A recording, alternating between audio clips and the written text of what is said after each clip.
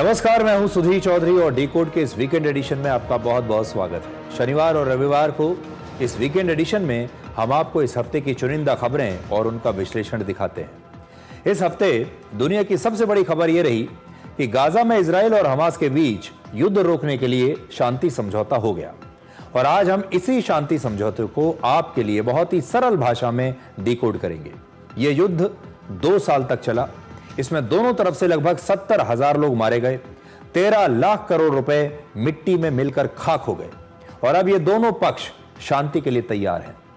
आज हम आपको बताएंगे कि कैसे ये दुनिया की सबसे महंगी शांति में से एक है और इसके लिए दोनों तरफ से कौन कौन सी शर्तें रखी गई।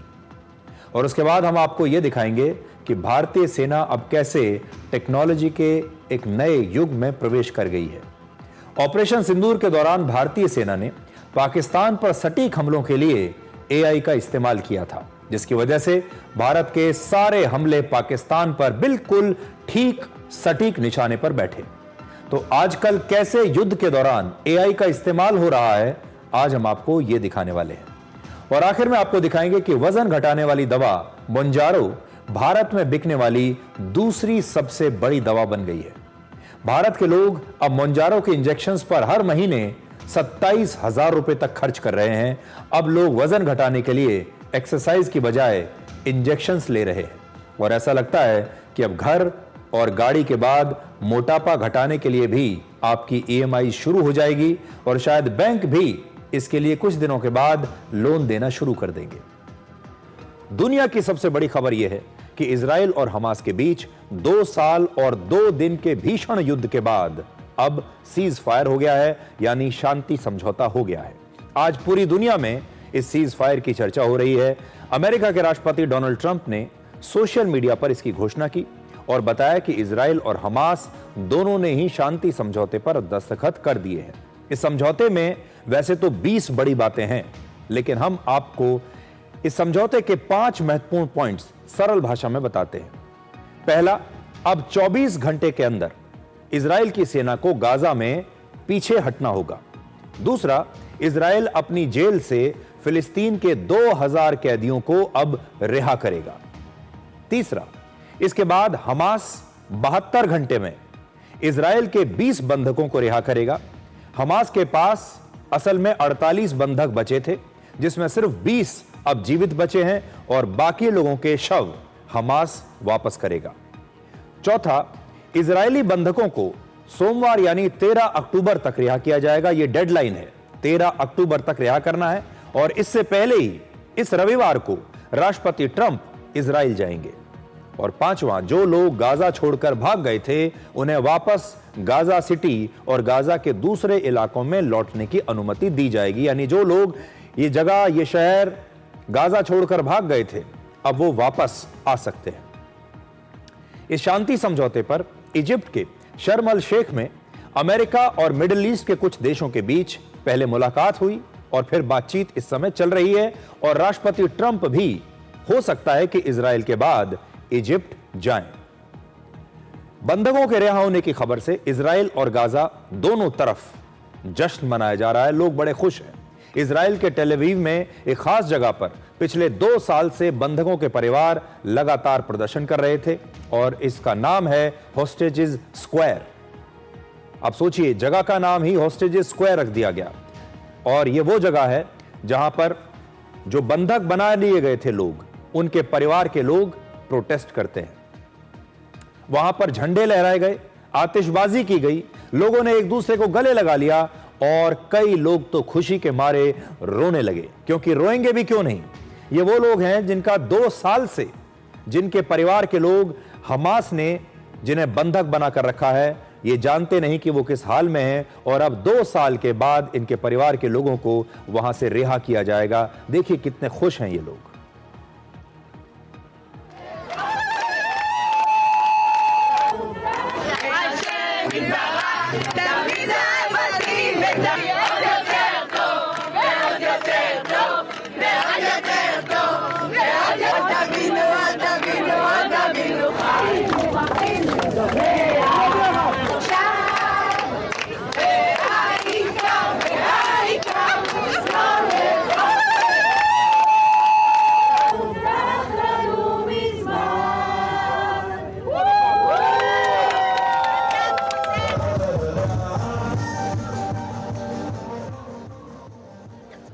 आज तस्वीरों के जरिए हम आपको ये दिखा रहे हैं कि युद्ध क्या करता है और फिर शांति कितनी खुशी लाती है।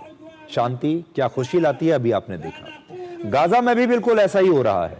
युद्ध रुकने की खबर से वहां के लोग सड़कों पर उतर आए हैं, खुश हैं, जश्न मना रहे हैं। और देखिए, वहां जश्न मनाते समय भी लोग गोलियां चलाते हैं।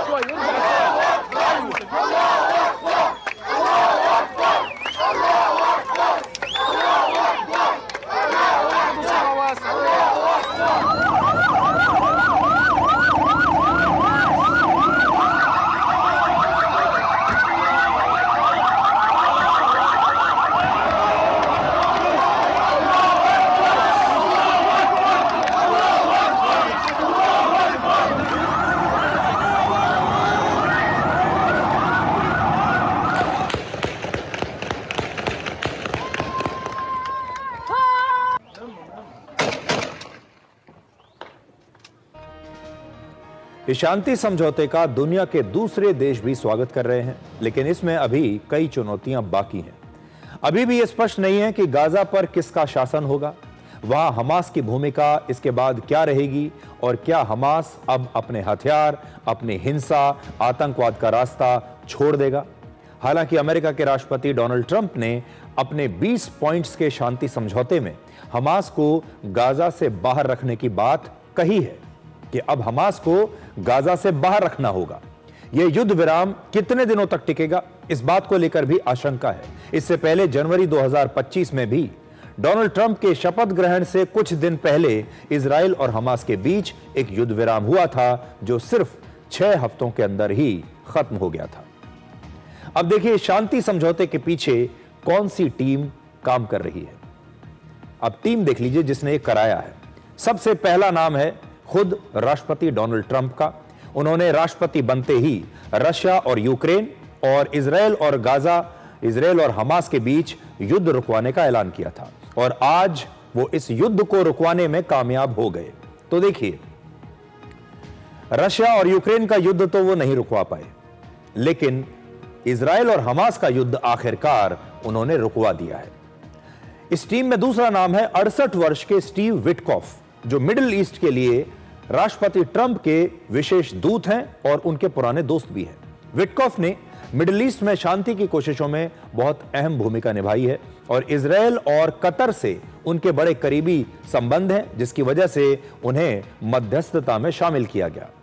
ट्रंप खुद को एक डील मेकर कहते हैं, और आज आप स्टीव विटकॉफ को डील मेकर के लिए डील फाइनल कराने वाला व्यक्ति कह सकते हैं।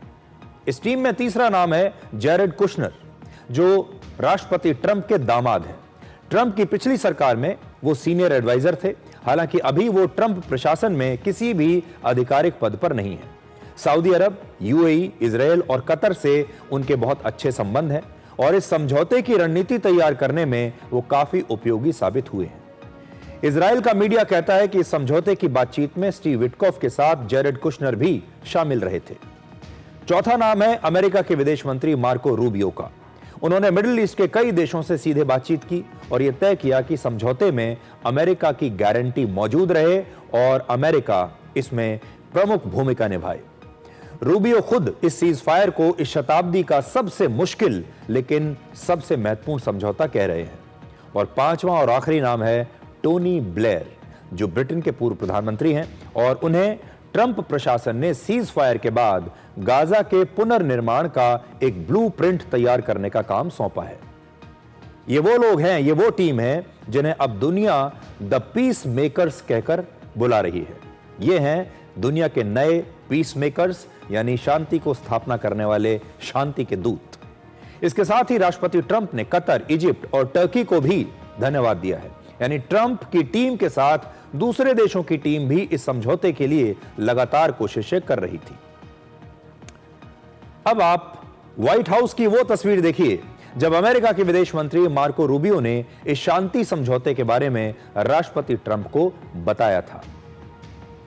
उस समय व्हाइट हाउस में एक प्रेस कॉन्फ्रेंस चल रही थी जिसमें खुद राष्ट्रपति ट्रंप पत्रकारों के सवालों का जवाब दे रहे थे। तभी उनके विदेश मंत्री आए। उन्होंने अपनी कुर्सी पर बैठने के बाद राष्ट्रपति ट्रंप को एक थम्स अप का इशारा किया, यानी काम हो चुका है, काम हो गया है।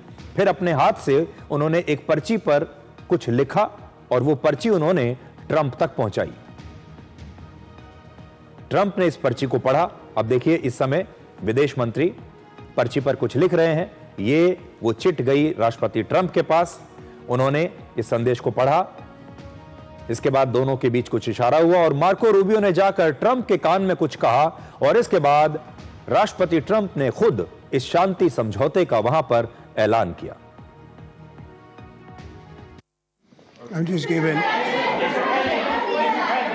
was just given a note by the Secretary of State saying that we're very close to a deal in the Middle East, and they're going to need me pretty quickly, so I will take a couple of more questions.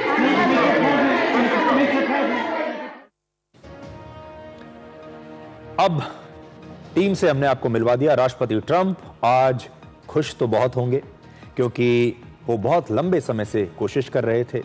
ये उनका चुनावी वादा भी था कि वो दुनिया भर में जो युद्ध चल रहे हैं, बड़े बड़े युद्ध, उन्हें वो रोक देंगे और आज आखिरकार वो इस युद्ध को रोकने में कामयाब हुए हैं। इसलिए आज तो वो बहुत खुश होंगे। टीम से हमने आपको मिलवाया। अब ये देखिए कि शांति असल में युद्ध से भी महंगी होती है। शांति की एक कीमत होती है। इस शांति की क्या कीमत है? बड़ी महंगी शांति है ये। अब सोचिए, इस शांति समझौते के लिए कितनी कीमत दी गई है। 2 साल के युद्ध के बाद ये शांति आई तो है, लेकिन ये बड़ी महंगी है। 2 वर्षों के इस युद्ध पर इजराइल ने अब तक 5,76,000 करोड़ रुपए से ज्यादा खर्च किया है। अमेरिका ने भी गाजा के युद्ध पर 2.5 लाख करोड़ रुपए से ज्यादा पैसा खर्च कर दिया। शांति सबसे महंगी होती है, युद्ध सस्ते होते हैं। शांति के लिए ही युद्ध लड़े जाते हैं। दुनिया के जो भी देश खुद के लिए हथियार खरीदते हैं, वो खर्चे इसलिए किए जाते हैं ताकि युद्ध ना हो या फिर युद्ध जल्दी से जल्दी समाप्त हो। यानी शांति के लिए हथियार खरीदे जाते हैं और शांति की अपनी एक कीमत होती है। ये सारे युद्ध, ये सारे हथियार शांति के लिए खरीदे जा रहे हैं। अगर आपको शांति चाहिए तो युद्ध के लिए हर समय तैयार रहना होगा। और शांति असल में शक्तिशाली देशों का हक है। ये शक्तिशाली देशों को मिलती है। इजराइल ने अक्टूबर 2023 से मई 2025 तक गाजा पर 1 लाख टन से ज्यादा बॉम्ब्स और मिसाइल्स गिराए हैं। 1 लाख टन बारूद गिराया है, जो इस समय गाजा में पड़ा हुआ है। गाजा को राख बना दिया है। इस समय गाजा के करीब 75% इलाके पर इजराइल का कब्जा है। हालांकि अब इजराइल की सेना इस समझौते के बाद पीछे हट जाएगी, यानी शांति समझौता लागू होना शुरू हो गया है। हालांकि इजराइल गाजा से पूरी तरह से नहीं हटेगा, बल्कि अभी वो गाजा में जितना आगे बढ़ चुका है उस जगह से वो थोड़ा पीछे हटेगा। आप गाजा और इजराइल के मानचित्र पर यह देख सकते हैं कि इस समय की स्थिति वहां पर क्या है। गाजा सिटी आप देखिए, खान यूनुस देखिए, रफा देखिए। इजराइल की सेना गाजा में ये ब्लू लाइन जो आपको दिखाई दे रही है, यहां तक पहुंच गई है। देखिए नीली लाइन, अब देखिए इजराइल की सेना इस नीली लाइन तक पहुंच गई है, लेकिन अब वो पीछे हटकर जो आपको पीले रंग की लाइन दिखाई दे रही है वो वहां आएगी। इसका क्या मतलब है कि इजराइल की सेना कुछ पीछे तो हटेगी, लेकिन वो गाजा में ही मौजूद रहेगी। इस युद्ध में इजराइल में 1,200 लोगों की मौत के बदले गाजा में 67,000 लोगों की मौत हुई है। कुल मिलाकर अगर आप देखें तो लगभग 70,000 लोगों की मौत इस युद्ध में हुई है 2 साल में, जिसमें गाजा को 4.5 लाख करोड़ रुपए से ज्यादा का नुकसान हुआ है। इजराइल की हर एक हत्या के बदले गाजा में करीब 56 लोगों की मौत हुई है। और इस शांति समझौते के तहत इजराइल अपने एक बंधक के बदले फिलिस्तीन के 100 कैदियों को रिहा करेगा। और गाजा में युद्ध की वजह से वहां की 98% जमीन अब बिल्कुल बंजर हो चुकी है, किसी काम की नहीं बची। कुल मिलाकर आप गाजा में शांति की कीमत अगर देखेंगे तो सब कुछ मिलाकर इस शांति की कीमत है लगभग 13 लाख करोड़ रुपए। यानी इस युद्ध पर इजराइल और अमेरिका का खर्चा और गाजा का कुल नुकसान मिलाकर 13 लाख करोड़ रुपए के आसपास का बैठता है। यह है गाजा में शांति की कीमत। और इसीलिए मैंने कहा शांति युद्ध से भी ज्यादा कीमती होती है, शांति युद्ध से भी ज्यादा महंगी होती है। यह समझौता वाकई में डोनाल्ड ट्रंप की कोशिशों के बाद ही हुआ है, इसलिए इस युद्ध को रुकवाने का श्रेय जरूर डोनाल्ड ट्रंप ले सकते हैं और उन्हें मिलना भी चाहिए। अब हम आपको ऑपरेशन सिंदूर में भारतीय सेना के एक सीक्रेट हथियार के बारे में बताएंगे, जिसकी वजह से भारतीय सेना पाकिस्तान को मिट्टी में मिलाने के अपने अभियान में 100% कामयाब रही। और इस हथियार का नाम है आर्टिफिशियल इंटेलिजेंस, यानी AI। इस सीक्रेट हथियार के हमले चौंकाने वाले रहे। आपको इसकी 3 बड़ी बातें आज हम बताना चाहते हैं। बहुत सारे लोग AI का इस्तेमाल करते हैं, आप लोग चैट GPT का इस्तेमाल करते होंगे और दूसरे AI टूल्स का इस्तेमाल करते होंगे बात करने के लिए, रिसर्च करने के लिए, और बहुत सारी जो तरीके हैं। बहुत सारे लोग AI को अपना दोस्त बना लेते हैं, लेकिन AI का इस्तेमाल युद्ध में भी होता है। और युद्ध में कैसे भारतीय सेना ने इस बार ऑपरेशन सिंदूर के दौरान AI का इस्तेमाल किया, यह अपने आप में एक अलग केस स्टडी है, जिसके बारे में आज हम आपको बता रहे हैं। तो देखिए, ऑपरेशन सिंदूर के दौरान AI की मदद से भारतीय सेना ने पहले लक्ष्य की पहचान की और पहचान करके 94% तक सटीक हमले किए, यानी हर 10 में से 9 हमले बिल्कुल ठीक निशाने पर गए, जिसमें आतंकवादियों या फिर पाकिस्तानी सेना के ठिकानों को पूरी तरह से नष्ट कर दिया गया। और इसके लिए भारतीय सेना ने AI को पाकिस्तानी सेना का पिछला 26 साल का पूरा डेटा दिया, जिसमें पाकिस्तान के रेडार, उनके एयर डिफेंस सिस्टम और दूसरे हथियारों की लोकेशन और उसके बारे में सारी जानकारियां थीं। 26 साल का पूरा डेटा AI को दिया गया। इसके बाद AI से तुरंत ही यह जानकारी मिल जाती थी कि भारत और पाकिस्तान सीमा पर किसी खास इलाके में पाकिस्तानी सेना का कौन सा हथियार तैनात है, उसकी हमला करने की क्षमता क्या है, कैसी है, और उसका मुकाबला करने के लिए भारतीय सेना अपने किस हथियार का इस्तेमाल कर सकती है। और यह काम तुरंत रियल टाइम में हो रहा था, जबकि पहले ये जानकारियां फाइल्स में दबी होती थी, जिससे ऐसी जानकारियां लेने में काफी समय लग जाता था, फैसले लेने में बहुत समय लग जाता था, विलंब हो जाता था। दूसरी बात, भारतीय सेना ने अपने 23 स्वदेशी AI ऐप्स को मिलाकर एक ऐप बनाया, जिसने कंट्रोल रूम में युद्ध की एक संपूर्ण तस्वीर हमारे कमांडर्स को दिखाई, यानी ड्रोन्स, सैटेलाइट्स और दूसरे सभी सेंसर सहित हर सोर्स से जो भी जानकारी आ रही थी, जो भी तस्वीर आ रही थी, जो भी डेटा आ रहा था, उस सब को मिलाकर एक साथ दिखाया गया। और इससे हमारी सेना के कमांडर्स को भी युद्ध की लाइव तस्वीरें मिल रही थी और युद्ध की लाइव जानकारी मिल रही थी रियल टाइम में। पाकिस्तान के बहावलपुर में या फिर LOC पर भारत का जो हमला हो रहा था, वो हमला हो रहा था ये AI की मदद से। उसकी रियल टाइम तस्वीरें और नुकसान की पूरी जानकारी एक साथ हमारे कंट्रोल रूम्स में देखी जा रही थी, जबकि पहले ऐसी कोई व्यवस्था नहीं थी। और इसी की वजह से पाकिस्तान के जवाबी हमलों को भी हमें रोकने में पूरी मदद मिली। भारत के पास एक स्वदेशी इलेक्ट्रॉनिक इंटेलिजेंस सिस्टम है, जिसका उपयोग भारत की सभी खुफिया एजेंसियां करती हैं। और ऑपरेशन सिंदूर के दौरान इस सिस्टम में बहुत ही कम समय में जरूरत के मुताबिक बदलाव किए गए और इसी सिस्टम से दुश्मन के सेंसर्स यानी हथियारों की पहचान की गई।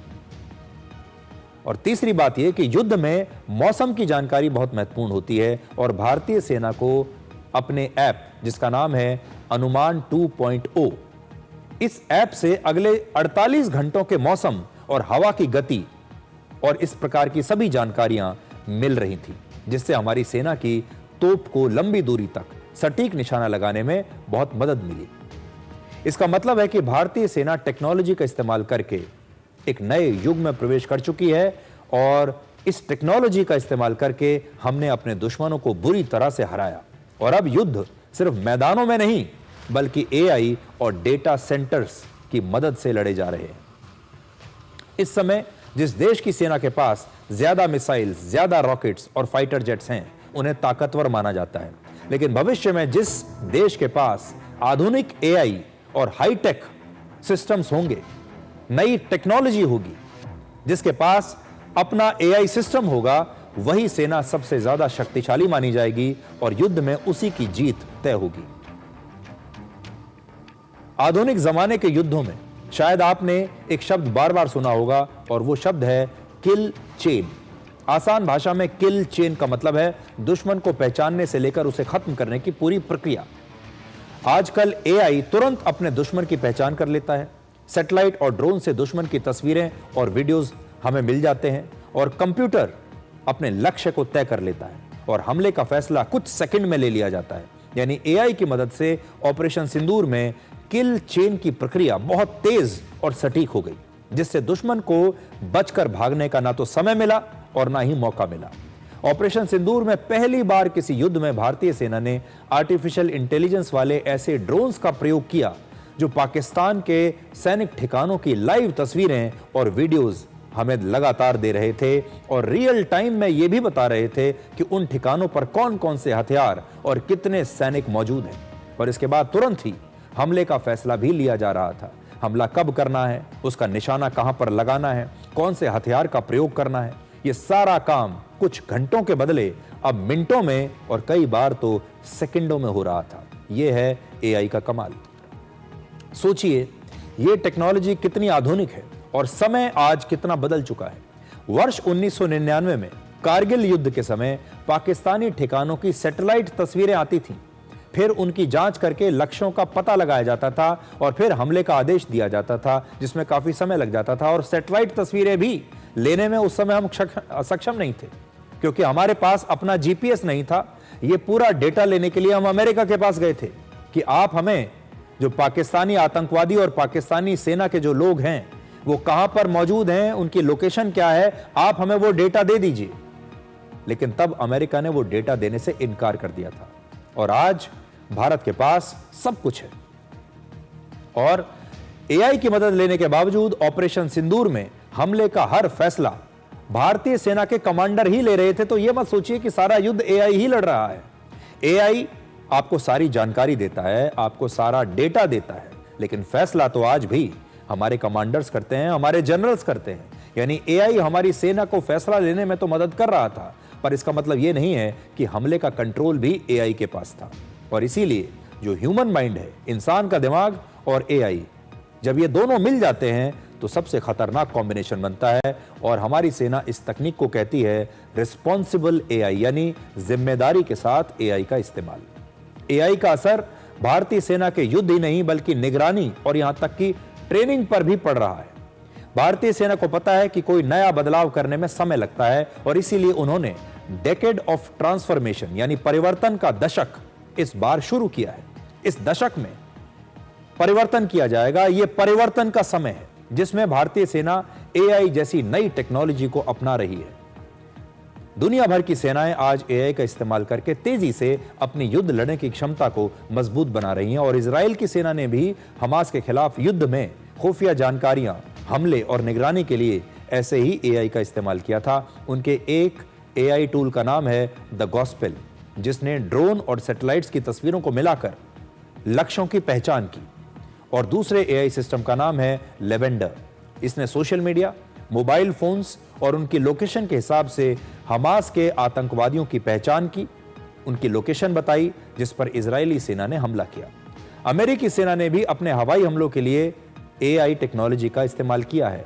जिस चैट जीपीटी से आप अपने सवालों के जवाब पूछते हैं, जिस एआई को कई बार आप अपना दोस्त बनाते हैं, उससे बात करना चाहते हैं, उसकी राय लेना चाहते हैं कि मैं जिंदगी में अब आगे क्या करूं, उस एआई के साथ और उस चैट जीपीटी के साथ अमेरिका के रक्षा विभाग ने युद्ध में एआई का इस्तेमाल करने के लिए बाकायदा एक कॉन्ट्रैक्ट किया है। और आज चैट जीपीटी और अमेरिका की सेना के बीच एक कॉन्ट्रैक्ट है और चैट जीपीटी अब अमेरिका की सेना को पूरे एआई इनपुट्स देगा और उन्हें मदद करेगा कि कैसे चैट जीपीटी का इस्तेमाल करके अमेरिका की सेना युद्ध में एआई का इस्तेमाल कर सकती है। उनके लिए चैट जीपीटी नए टूल्स बनाएगा, नई तरीके उन्हें बताएगा। ऑपरेशन सिंदूर हो, बालाकोट का हमला हो, कारगिल युद्ध हो या फिर 1971 का भारत और पाकिस्तान युद्ध हो, पाकिस्तान की फौज हर युद्ध में, हर मोर्चे पर हमेशा भारतीय सेना के सामने हारती है और सरेंडर करती है। अब इस हार को रोकने के लिए पाकिस्तान ने आतंकवाद का एक नया और खतरनाक तरीका अपनाया है। पाकिस्तान के आतंकवादी संगठन जैश ए मोहम्मद ने पहली बार सुइसाइड अटैक करने वाली महिला आतंकवादियों का एक अलग ग्रुप बनाया है। और महिला आतंकवादियों के इस ग्रुप का नाम है जमात उल मोमिनात, यानी ईमानदार महिलाओं का संगठन, ये इसका मतलब है। और इस महिला आतंकवादी ब्रिगेड की चीफ हैं आतंकवादी मसूद अजहर की बहन सादिया अजहर। ऑपरेशन सिंदूर के दौरान भारत ने जैश ए मोहम्मद के हेडक्वार्टर पर हमला किया था और इस हमले में सादिया अजहर के पति यूसुफ अजहर की जान चली गई थी, उन्हें मार दिया गया था। अब सादिया अजहर अपने पति की मौत का बदला लेने के लिए खुद आतंकवादी बन गई है और वो ये बदला भारत से लेना चाहती है। 8 अक्टूबर यानी कल से ही पाकिस्तान में महिला आतंकवादियों की भर्ती शुरू हो गई है। इसमें 2 तरह की महिलाएं शामिल हो रही हैं। पहला, आतंकवादी कमांडरों की पत्नियां और दूसरा, गरीब या फिर मदरसों में पढ़ने वाली अनपढ़ लड़कियां। यानी पाकिस्तान पुरुषों के साथ साथ अब महिलाओं को भी जिहाद के नाम पर आतंकवादी बना रहा है और भारत पर नए तरीके से अब आतंकवादी हमलों की योजना बनाई जाएगी। इससे पहले जो आप आतंकवादी देखा करते थे, आते थे सीमा पार करके पाकिस्तान से, अब हो सकता है आपको ऐसी महिला आतंकवादी भी सीमा पार करके भारत में प्रवेश करती हुई नजर आए और इन पर किसी को शक भी नहीं होगा। पाकिस्तान में आतंकवादियों को पाकिस्तानी सेना कंट्रोल करती है, उन्हें ट्रेनिंग देती है, पैसा देती है, हथियार देती है। इसका मतलब है कि पाकिस्तान के आर्मी चीफ असीम मुनीर महिला आतंकवादियों की भी पूरी मदद कर रहे हैं और वो इन महिला आतंकवादियों की मदद से भारत पर नए प्रकार के हमले करवाना चाहते हैं। पाकिस्तान की रणनीति को अब आप समझिए, महिलाओं पर शक कम जाता है। इसलिए आपने देखा होगा, जो मैंने पहले भी कहा, कि जब कोई महिला सीमा पार से मान लीजिए हमारे कश्मीर में आती है तो उस पर शक कम होगा, वो कुछ भी कहानी बताकर हमारे देश में प्रवेश कर सकती है और उसे अपनी पहचान के मामले में फायदा होगा और उनके लिए किसी भी जगह पर पहुंचना पुरुषों के मुकाबले ज्यादा आसान है। महिलाएं सोशल मीडिया पर जिहाद का प्रचार करने से लेकर कट्टरपंथी भाषण देने और आतंक के लिए चंदा इकट्ठा करने का काम कर सकती हैं। यह काम वो बहुत आसानी से कर पाएंगी। जैश ए मोहम्मद ने भारत पर पुलवामा हमले से लेकर संसद पर हमला करवाया। इसका मतलब है कि इन महिलाओं को हर तरह का आतंकवाद फैलाने की पूरी ट्रेनिंग दी जाएगी। पिछले कई वर्षों से आतंकवाद के मामले में पाकिस्तान को दुनिया का समर्थन नहीं मिल रहा है, इसलिए पाकिस्तान अब यह नया तरीका अपना रहा है। यानी अब पाकिस्तान इन महिलाओं के पीछे छुपेगा, इन महिलाओं से यह काम करवाएगा। आतंकवाद फैलाने के तरीके में यह बदलाव भारत के लिए भी एक बिल्कुल नई चुनौती है, भारत के लोगों के लिए भी एक नई चुनौती है, हमारी सिक्योरिटी फोर्सेस के लिए भी चुनौती है। अब तक जहां पुरुषों पर ज्यादा नजर रखी जाती थी, वहां महिलाओं की भी अब निगरानी हमें जरूर करनी पड़ेगी। अब सोशल मीडिया पर आपको भारत विरोधी नैरेटिव फैलाने वाले नए चेहरे दिखाई देंगे और ये चेहरे महिलाओं के हो सकते हैं, जिससे आपको सावधान रहने की आवश्यकता है। महिला आतंकवादियों को इससे पहले दूसरे आतंकवादी संगठन भी रिक्रूट करते रहे हैं, जैसे अल-कायदा, ISIS, बोको हराम, LTTE और हमास जैसे संगठन पहले से ही महिलाओं को इस्तेमाल करते आए हैं। यह आतंकवाद का एक बदलता ट्रेंड है, आतंकवाद का एक नया तरीका है और आतंकवाद का एक नया चेहरा है, जो अब हमारी चुनौतियों को और ज्यादा बढ़ा सकता है। हमारे जो भारत के सुरक्षा बल हैं, उन्हें तो अब और ज्यादा चौकन्ना रहने की आवश्यकता है ही, लेकिन जो भारत के लोग हैं, अब आपको भी और ज्यादा चौकन्ना रहने की जरूरत पड़ेगी, क्योंकि हो सकता है कि किसी महिला के वेश में भी आपको कोई आतंकवादी अब नजर आ जाए, आपके आसपास ही हो। अब आपको सुनाते हैं रतन टाटा की कहानी। आज रतन टाटा की आत्मा बड़ी दुखी होगी, क्योंकि आज टाटा ग्रुप की टॉप लीडरशिप में, टॉप मैनेजमेंट में एक बड़ा विवाद चल रहा है। आपस में मतभेद चल रहे हैं और यह विवाद टाटा ट्रस्ट के बोर्ड में नियुक्तियों और कुछ दूसरे मुद्दों को लेकर है। विवाद इतना बढ़ गया है इस बोर्ड के अंदर कि इसे सुलझाने के लिए मोदी सरकार को हस्तक्षेप करना पड़ा। नई रिपोर्ट्स के मुताबिक यह विवाद टाटा परिवार वर्सेस मिस्त्री परिवार के बीच अब हो चुका है। रतन टाटा के समय भी मिस्त्री परिवार के साथ यह विवाद हुआ था और उस समय यह विवाद साइरस मिस्त्री के साथ हुआ था। टाटा के पूरे साम्राज्य को आप 2 हिस्सों में बांट सकते हैं, टाटा ट्रस्ट्स और टाटा सन्स। इनमें सबसे ऊपर टाटा ट्रस्ट है, जो पूरे ग्रुप को कंट्रोल करता है। टाटा ट्रस्ट के अंतर्गत कई ट्रस्ट आते हैं जो असल में सामाजिक कार्य करते हैं, इसीलिए इसे टाटा ट्रस्ट कहते हैं, यानी टाटा द्वारा संचालित अलग अलग ट्रस्ट्स। टाटा ट्रस्ट के बाद नंबर आता है टाटा सन्स का। टाटा ट्रस्ट ज्यादातर सामाजिक काम करता है, जबकि टाटा सन्स कारोबार करता है, व्यापार करता है। टाटा सन्स के पास ही टाटा ग्रुप की सभी कंपनियों की हिस्सेदारी है, यानी Tata steel, TCS, Tata Motors और टाइटन जैसी सभी बड़ी बड़ी कंपनियों का कारोबार टाटा सन्स ही संभालती है। टाटा सन्स में टाटा ट्रस्ट की जो हिस्सेदारी है वो है 66% और मिस्त्री परिवार की हिस्सेदारी है 18.4%। टाटा ग्रुप के सभी बड़े फैसले टाटा ट्रस्ट लेता है, यानी अगर टाटा ट्रस्ट में कोई विवाद होता है तो उसका सीधा असर पूरे टाटा ग्रुप पर पड़ता है। इस समय टाटा ट्रस्ट के चेयरमैन हैं नोएल टाटा। नोएल से पहले रतन टाटा टाटा ट्रस्ट के चेयरमैन थे। नोएल टाटा के अलावा टाटा ट्रस्ट के बोर्ड मेंबर हैं वेणु श्रीनिवासन, विजय सिंह और मेहली मिस्त्री। इस समय ऐसा कहा जाता है कि टाटा ट्रस्ट के बोर्ड मेंबर्स के बीच विवाद चल रहा है, उनके बीच में मतभेद हैं और ट्रस्ट के सदस्य इस समय 2 ग्रुप्स में बंट गए हैं। एक गुट में टाटा ट्रस्ट के चेयरमैन नोएल टाटा हैं, जबकि दूसरे गुट में साइरस मिस्त्री के चचेरे भाई मेहली मिस्त्री है। टाटा ग्रुप में टाटा ट्रस्ट के बाद टाटा सन्स सबसे ज्यादा शक्तिशाली है और इस समय एन चंद्रशेखरन टाटा सन्स के एग्जीक्यूटिव चेयरमैन हैं, जबकि वेणु श्रीनिवासन, नोएल टाटा और विजय सिंह कंपनी के नॉन एग्जीक्यूटिव डायरेक्टर्स हैं। तो इस समय ये टाटा ट्रस्ट और टाटा सन्स का जो पूरा स्ट्रक्चर है वो मैंने आपको आज समझाया है और इनके बीच में आजकल विवाद चल रहा है।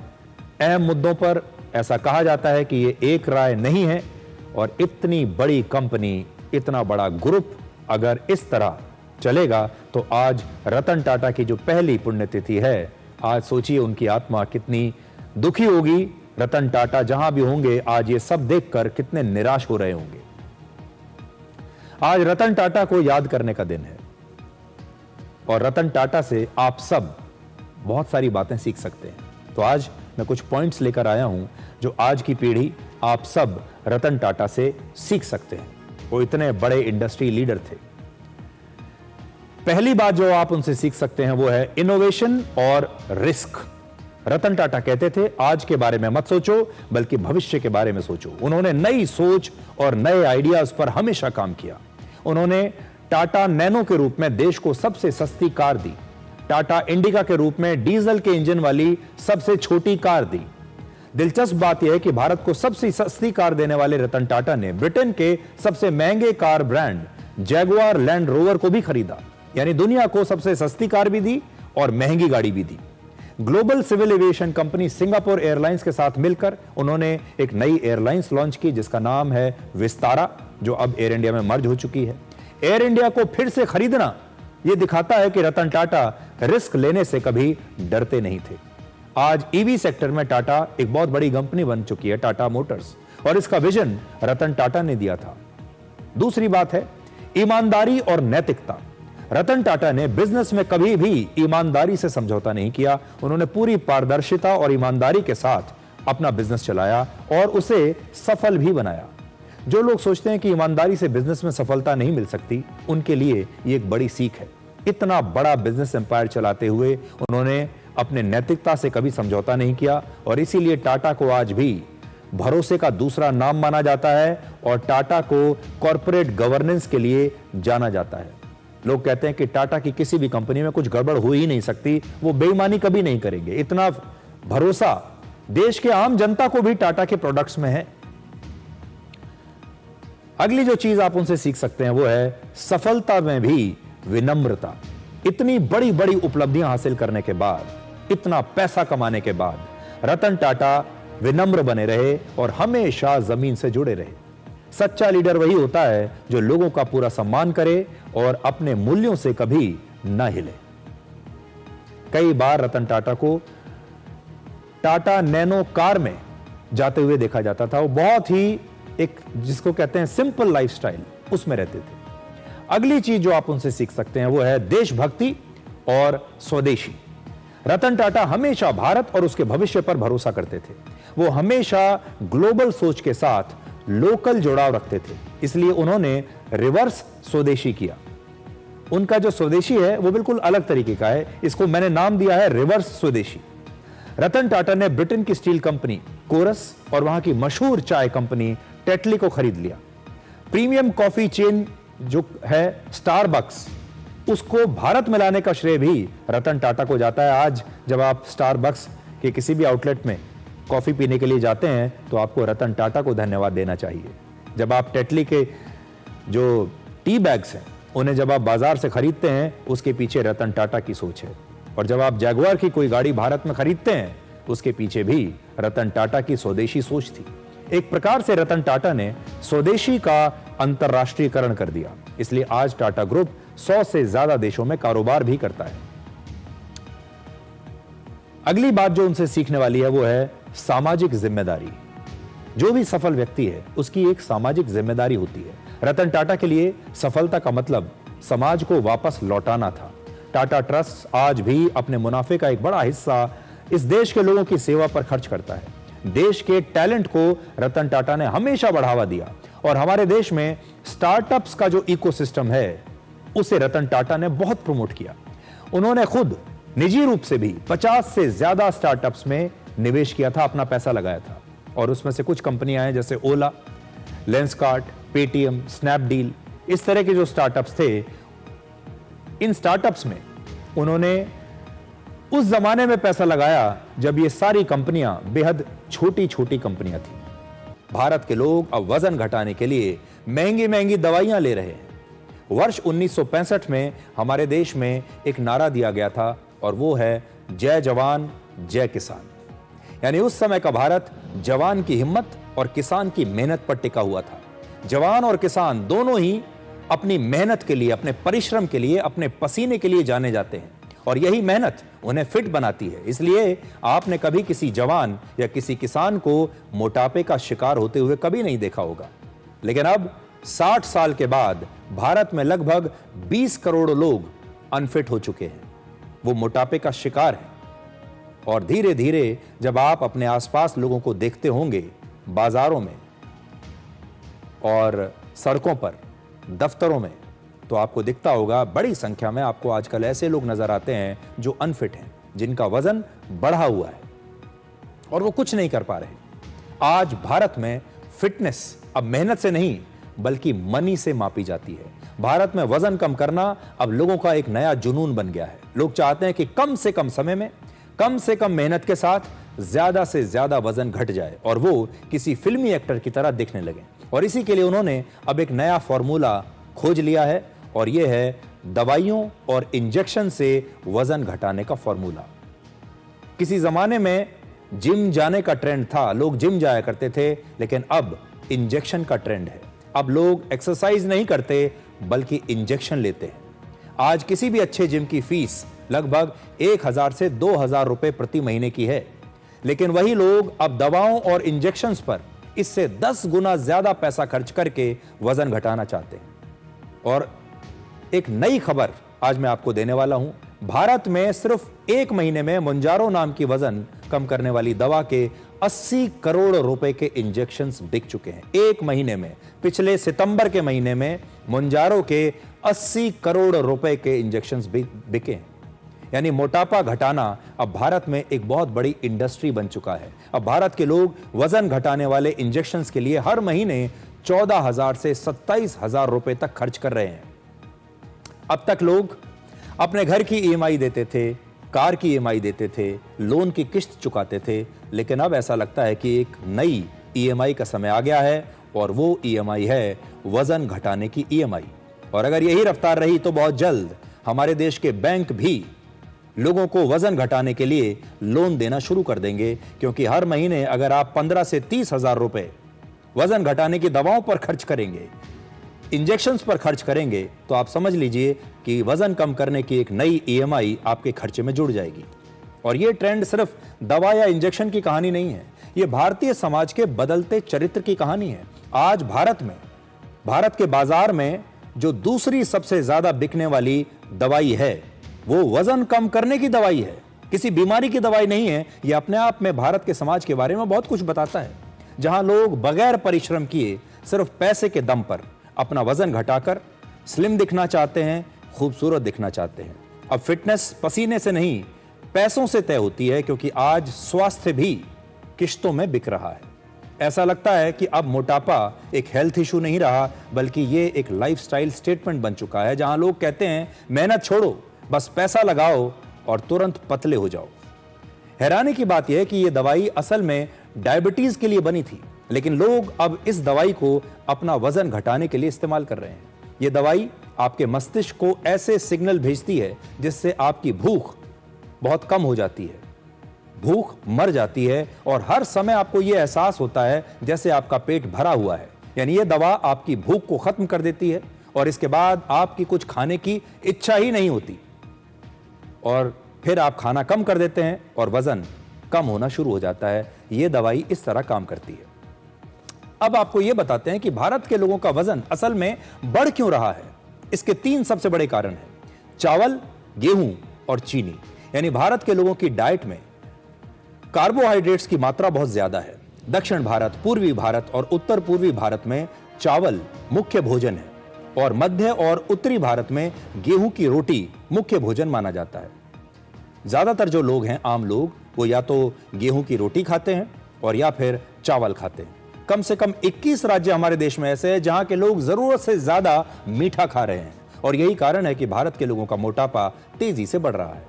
डॉक्टरों का कहना है कि भारत के लोगों को अपने भोजन में कार्बोहाइड्रेट्स कम करने होंगे और प्रोटीन की मात्रा बढ़ानी होगी, तब वो फिट रहेंगे और वजन भी कंट्रोल में रहेगा। लेकिन समस्या यह है कि रोटी और चावल बहुत सस्ते हैं और प्रोटीन के जो स्रोत होते हैं जैसे दाल, पनीर, अंडे, दूध, दही और मीट, ये बहुत महंगे हैं। इसलिए भारत की गरीब जनता रोटी और चावल से ही अपना पेट भरती है। असल में हमारा समाज अब 2 हिस्सों में बंट चुका है। एक तरफ वो लोग हैं जिनके भोजन में रोटी और चावल बहुत जरूरी है, उनका काम बिना रोटी और चावल के चल नहीं सकता, उन्हें रोटी और चावल ही चाहिए। ये ज्यादातर वो लोग हैं जो बाकी चीजें अफोर्ड नहीं कर सकते। और दूसरी तरफ समाज का वो हिस्सा है जो रोटी और चावल को छोड़ रहे हैं, जो फ्रूट्स, सैलेड और सब्जियों की तरफ बढ़ रहे हैं। आजकल वजन घटाने के लिए चाहे सर्जरी हो या इस तरह के इंजेक्शंस हों, हिंदी फिल्म इंडस्ट्री के बड़े बड़े एक्टर्स, इस देश के बड़े बड़े मॉडल्स, बड़े बड़े सेलिब्रिटीज इसके ब्रांड एम्बेसडर बने हुए हैं और इंस्टाग्राम पर उनकी रील्स देख देख कर उनके फैंस और आम जनता भी उनसे प्रभावित हो रहे हैं और उनके जैसा बनने की कोशिश कर रहे हैं। जबकि इनमें से बहुत सारे लोग जो आपको आजकल बड़े फिट दिख रहे हैं, जो अचानक से पतले हो गए हैं, जो अचानक से बहुत फिट नजर आ रहे हैं, इनमें से बहुत सारे लोग ऐसे हैं जो इस समय या तो वजन घटाने की दवाइयां ले रहे हैं या इंजेक्शंस ले रहे हैं और देश की आम जनता उनसे प्रभावित हो रही है और अब उनके पीछे पीछे हमारे देश के लोग भी ये इंजेक्शंस ले रहे हैं। वरना एक महीने में 80 करोड़ रुपए के वजन घटाने की दवा के इंजेक्शंस कैसे बिकेंगे। लेकिन यहां हम आपको हिंदी फिल्म इंडस्ट्री के 3 सबसे सफल नायकों के बारे में बताना चाहते हैं जो 1970, 80 और 90 के दशक में सबसे सफल एक्टर्स थे। आप अमिताभ बच्चन को देखिए, राजेश खन्ना को देखिए, धर्मेंद्र को देखिए। इन तीनों ने ही उस जमाने में ना तो वजन घटाने के लिए कोई सर्जरी कराई, ना इंजेक्शंस लिए और ना ही 6 पैक एब्स बनाए, ना प्रोटीन शेक्स पिए। फिर भी जनता इनकी दीवानी थी, फिर भी ये स्क्रीन पर शानदार दिखते थे, हैंडसम दिखते थे।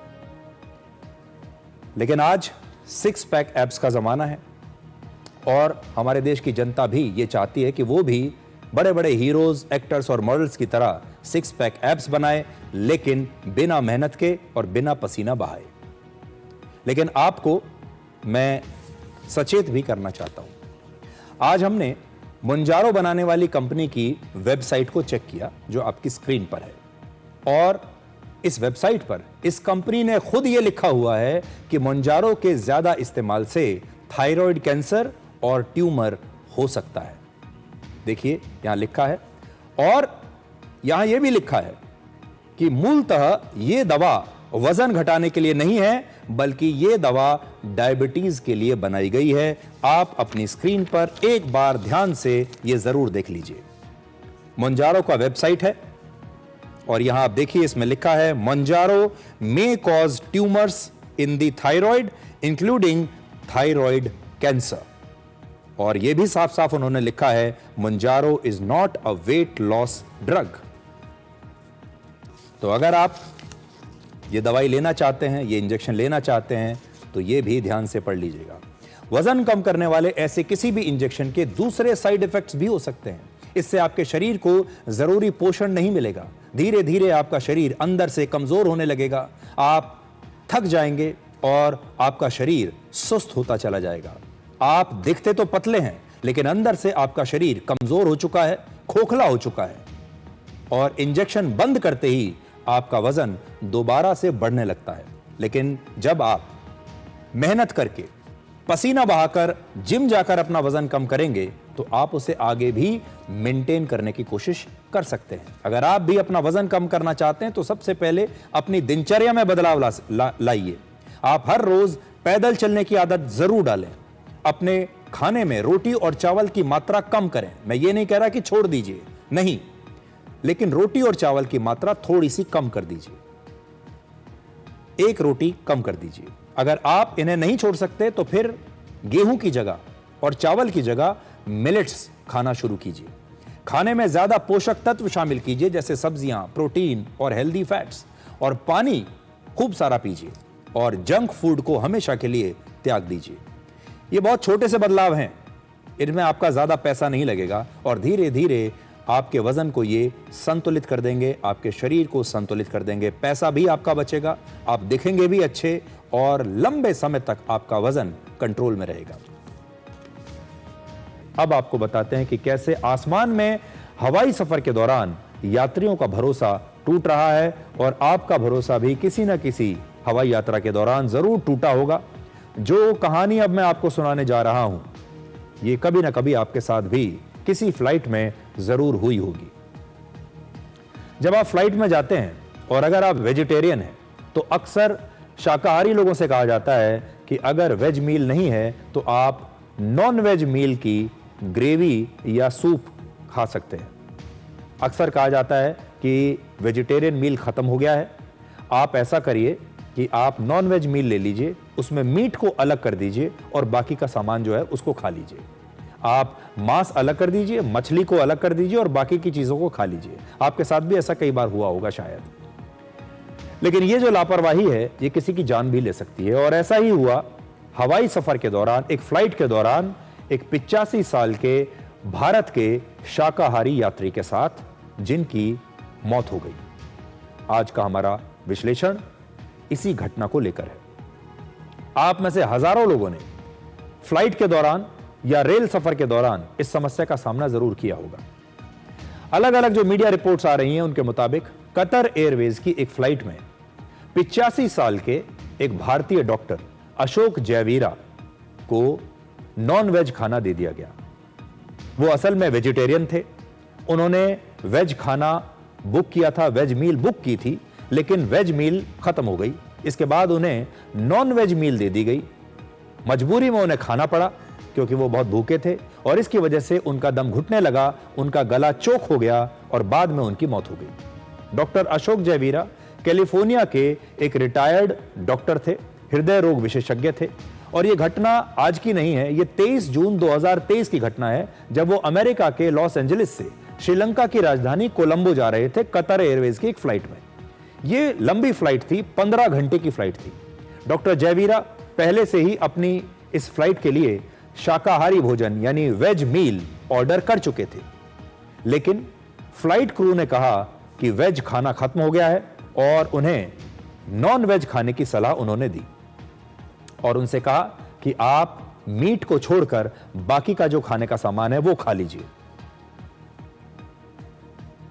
अब डॉक्टर जयवीरा कई घंटों से भूखे थे, क्योंकि लंबी फ्लाइट थी 15 घंटे की, बिना खाए काम चल नहीं सकता था। इसलिए उन्होंने मजबूरी में ये जो नॉन वेज खाना था इसे खाने की कोशिश की, लेकिन खाने के दौरान ही उनके गले में ये खाना अटकना शुरू हो गया, उनका गला चोक हो गया, और फिर वो बेहोश हो गए। और आखिर में उनकी फ्लाइट ने स्कॉटलैंड में एक इमरजेंसी लैंडिंग की, और वहां पर उन्हें एक अस्पताल में ले जाया गया, लेकिन कुछ दिन के बाद वहीं पर उनकी मौत हो गई। पोस्टमार्टम रिपोर्ट के मुताबिक डॉक्टर जयवीरा की मौत फेफड़ों में संक्रमण की वजह से हुई। अब डॉक्टर जयवीरा के पुत्र ने कतर एयरवेज पर एक मुकदमा किया है। पहली बात तो यह है कि जब इन्होंने वेज मील ऑर्डर किया था तो इन्हें वो वेज मील, वो शाकाहारी भोजन क्यों नहीं दिया गया, क्यों मजबूर किया गया नॉन वेज खाने के लिए। और दूसरा आरोप यह है कि मेडिकल इमरजेंसी के समय सही इलाज या सहायता नहीं दी गई। इस मुकदमे में यह भी कहा गया है कि कतर और अमेरिका दोनों ही मॉन्ट्रियल कन्वेंशन के सदस्य हैं। यह कन्वेंशन वो कन्वेंशन है जो अंतर्राष्ट्रीय उड़ानों के दौरान यात्रियों की मौत या चोट की स्थिति में एयरलाइन की जिम्मेदारी तय करती है। और इस संधि के तहत मिनिमम 1 करोड़ रुपए का मुआवजा ऐसे यात्री या उसके परिवार को दिया जाता है। और डॉक्टर जयवीरा के बेटे ने भी उसी मुआवजे की मांग की है। इस मामले में हमने कतर एयरवेज के पक्ष को जानने के लिए उन्हें एक ईमेल लिखा। ईमेल उन्हें मिल भी गया है, लेकिन उन्होंने अभी तक इस पर अपना कोई जवाब दिया नहीं है। इस घटना ने एयरलाइंस की खाने से जुड़ी वेज और नॉन वेज पॉलिसीज पर गंभीर सवाल खड़े कर दिए, खासकर उनके लिए जो लोग शाकाहारी हैं। आपने देखा होगा बहुत सारे ऐसे लोग होते हैं जो वेज खाना खाना चाहते हैं। कई ऐसे भी लोग होते हैं जिन्हें कुछ एलर्जीज होती हैं, या फिर बहुत सारे बुजुर्ग यात्री होते हैं। अब सोचिए, अगर एक डॉक्टर जिसने पूरी जिंदगी दूसरों की जान बचाई, उस डॉक्टर की मौत एक एयरलाइन की लापरवाही से इस तरह हो जाए। यह सिर्फ एक हादसा नहीं है, बल्कि हवाई यात्रा के दौरान दिए जाने वाले खाने की सुरक्षा पर भी एक बड़ा सवाल है। क्या अगली बार जब कोई यात्री वेज खाना मांगेगा तो उसे भी यही कहा जाएगा कि वेज खाना खत्म हो गया और आप मीट को छोड़ दीजिए और मीट के साथ जो दूसरा खाना है वो खा लीजिए?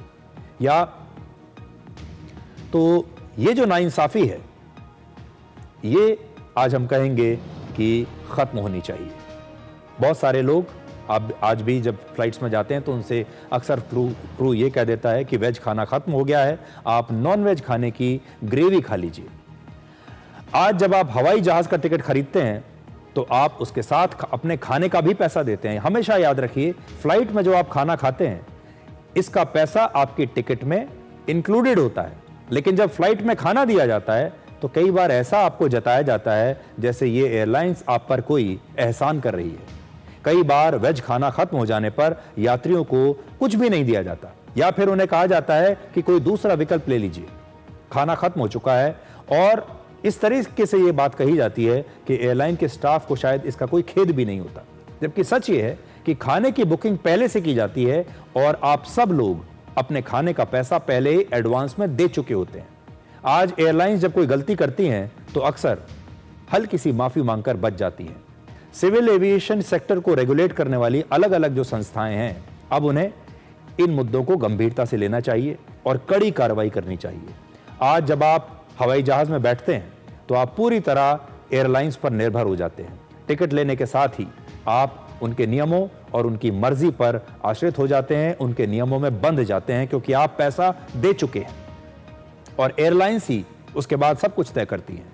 आज अगर आप देखें तो हवाई जहाज की फ्लाइट्स की जो सीट हैं वो लगातार छोटी होती जा रही हैं, फ्लाइट्स लेट होती हैं, कई बार कैंसिल हो जाती हैं, कभी कभी तो लैंडिंग के लिए शहर तक बदल दिए जाते हैं।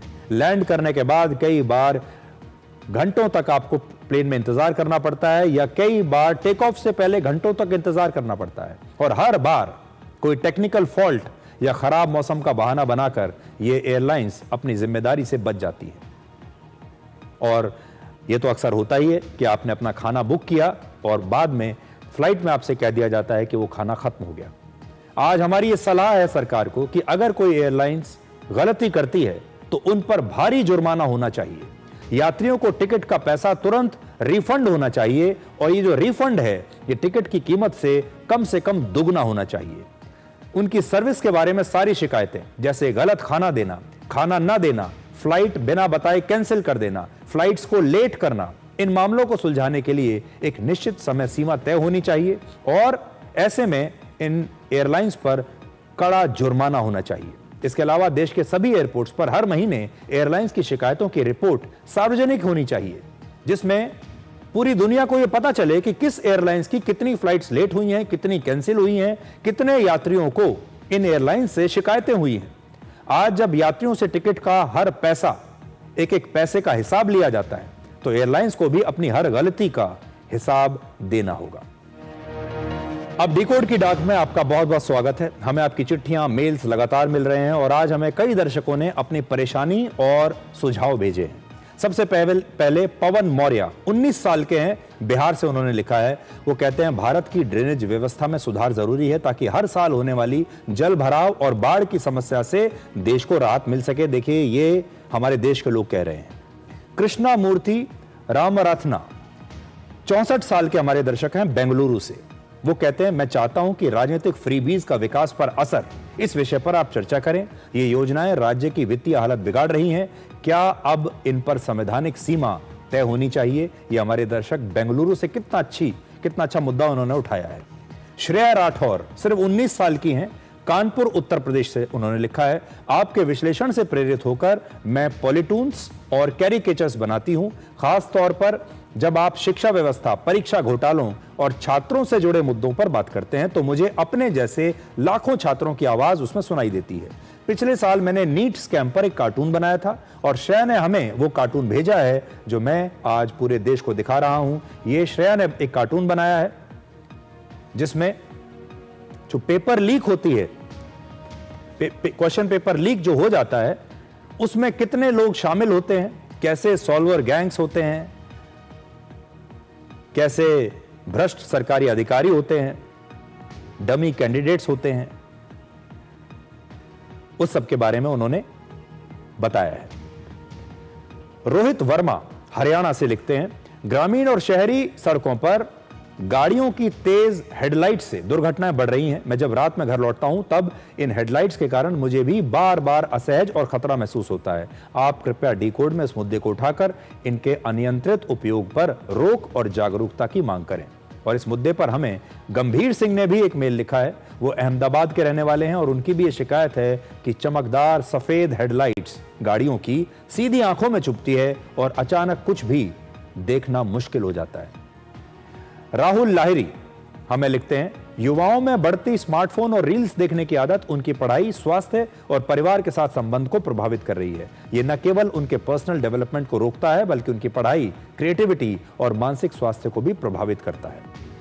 राजकुमार मंडल लिखते हैं शादी विवाह और कार्यक्रम में बजने वाले डीजे और उनकी अत्यधिक आवाज से होने वाले साउंड पोल्यूशन से हार्ट अटैक का खतरा बढ़ रहा है। लोग ऐसे डीजेस बजाते हैं जिससे लगता है कि भूकंप आ गया है, इतना तेज म्यूजिक डीजेस बजा रहे हैं। घर के दरवाजे, खिड़कियां सब हिलने लगते हैं, डर लगता है कि कहीं कोई अनहोनी ना हो जाए। आर्यन गगट सहारनपुर से लिखते हैं, उत्तर प्रदेश से बॉलीवुड फिल्में और वेब सीरीज में बढ़ती गालियां और डबल मीनिंग डायलॉग्स का बुरा असर बच्चों और युवाओं पर पड़ रहा है। और आप देखिए स्क्रीन पर हमने सबकी चिट्ठियां आपको दिखाई हैं। ये जो चिट्ठियां हैं ये आपको बताती हैं कि हमारे देश की जो जनता है वो क्या सोचती है, हमारे जो देश के लोग हैं उनके सामने क्या समस्याएं हैं।